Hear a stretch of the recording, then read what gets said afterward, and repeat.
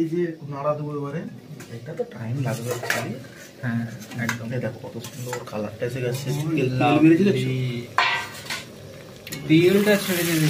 এই দেখো মুসুর করে হালকা হালকা ছাড়তে শুরু করে, সিদ্ধ হতে শুরু করে। হ্যাঁ ঠিক আছে, এই রান্না দিয়ে। আর আজকে রবিবারের বাজার, সেন্ট করার কোনো ক্ষতি নেই। রবিবারের বাজার না, রবিবারে সকলের বাড়িতেই হয়। ঠিক আছে, ওটা ছাড়ো, সেন্টটা পড়বো না। পুরো কথা আমাদের টেস্ট, সেন্ট ছুটিয়ে লাভ নেই। টেস্টটা কিরকম লাগে সেটা ভাবতো। একদম। গরম মশলা মারবো, সেন্ট তো পুরো বাজার, বাজার কেন পুরো পাড়া হবে। কস্তুরি মশলা মারবো, পুরো পাড়া সেন্ট হবে। একদম টেস্ট পুরো কথা। একদম একদম। তো মুসুরগুলাগুলো সিদ্ধ হয়ে এসছে দেখো, হালকা হালকা হয়ে।